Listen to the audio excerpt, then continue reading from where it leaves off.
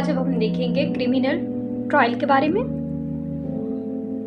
तो सबसे पहले इसमें होता है ऑफेंस हो तो पुलिस या मजिस्ट्रेट के पास जाया जाता है। तो पहला स्टेप होता है एफआईआर से पहले देखा जाता है कि हमारा जो ऑफेंस है वो कॉग्नाइजेबल है या नॉन कॉग्नाइजेबल है। कॉग्नाइजेबल होता है सीरियस ऑफेंस और नॉन कॉग्नाइजेबल लेस सीरियस होता है। कॉग्नाइजेबल में आते हैं मर्डर, किडनैपिंग, रेप, इस टाइप के जो ऑफेंसेस होते हैं जिनकी पनिशमेंट मोर देन 3 years होती है वो कॉग्नाइजेबल ऑफेंसेस होते हैं, और नॉन कॉग्नाइजेबल होते हैं जिनकी पनिशमेंट लेस देन 3 years होती है। ओके, तो जो कॉग्नाइजेबल ऑफेंसेस होते हैं उसकी एफआईआर करती है।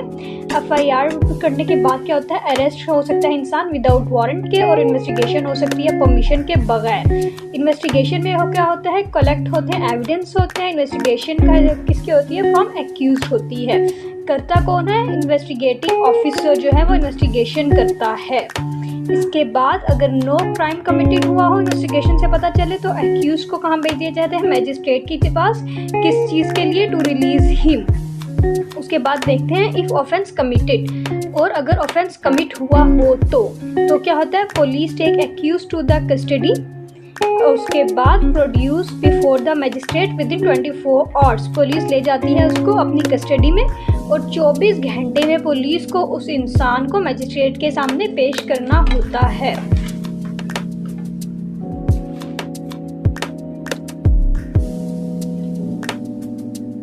अगर इन्वेस्टिगेशन कंप्लीट नहीं होती, जो पुलिस जो होती है उसे फिजिकल रिमांड के लिए ले जाती है फ्रॉम मजिस्ट्रेट।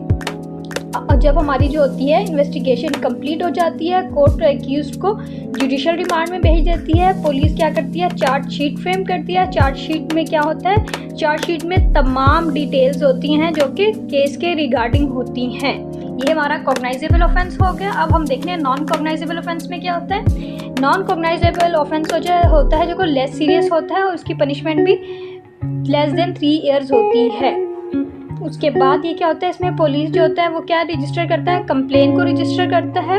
और ये जो बंदा है जिसने नॉन कॉग्नाइजेबल ऑफेंस किया होता है उसे नहीं हम अरेस्ट कर सकते वारंट के बगैर, और उसको क्या होता है, इन्वेस्टिगेशन भी उसकी इन्वेस्टिगेशन भी परमिशन के बगैर नहीं हो सकती। मैजिस्ट्रेट जो होता है प्राइवेट कंप्लेंट करता है सेक्शन 200 CRPC के तहत। If police does not register FIR, अगर पुलिस एफआईआर रजिस्टर ना करे, then also private complaint can be regularized to the magistrate according to section 200 CRPC। तो मैजिस्ट्रेट के पास सेक्शन 200 CRPC के तहत या तो हम कंप्लेंट रजिस्टर करा सकते हैं।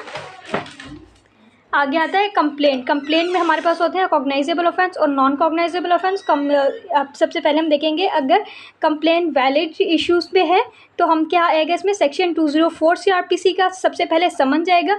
समन जो जाएगा उसको इशू होगा सेक्शन 68 और 69 CRPC के तहत। अगर इंसान एब्सेंट होगा समन जाने के बाद भी, अगर वो कोर्ट में नहीं आता तो वारंट ऑफ अरेस्ट जाएंगे सेक्शन 90 के तहत, CRPC के सेक्शन 90 के तहत। उसके बाद प्रोक्लेमेशन ऑफ एब्सकॉन्डर होगा जो कि सेक्शन 87 CRPC है, और उसकी जो प्रॉपर्टी है वो एब्सकॉन्डर की अटैच की जाएगी जो कि सेक्शन 88 CRPC के तहत आती है। अगर एक्यूज प्रेजेंट हो जाता है, अगर नहीं प्रेजेंट होगा तो क्या होगा, हो जाएगा उसको प्रोक्लेमेशन ऑफ एब्सकॉन्डर हो जाएगा और उसकी प्रॉपर्टी को अटैच किया जाएगा सेक्शन 88 के तहत। अगर वो आ जाएगा तो उसके बेल बॉन्ड बनाए जाएंगे जो कि सेक्शन 76 CRPC के तहत होंगे। ट्रायल में, उसके बाद हम ट्रायल में आएंगे। ट्रायल हमारे पास क्रिमिनल ट्रायल होती है, सेशन कोर्ट और मजिस्ट्रेट में होती है। कॉपी ऑफ डॉक्यूमेंट्स होते हैं, उसके बाद जो हम एक्यूज के होते हैं, और उसके बाद हम चार्ज फ्रेम करते हैं। फ्रेमिंग ऑफ चार्जेस कौन से होते हैं, सेशन ट्रायल में होता है सेक्शन 265D CRPC के तहत, और मजिस्ट्रेट ट्रायल में होते हैं सेक्शन 242 CRPC के तहत।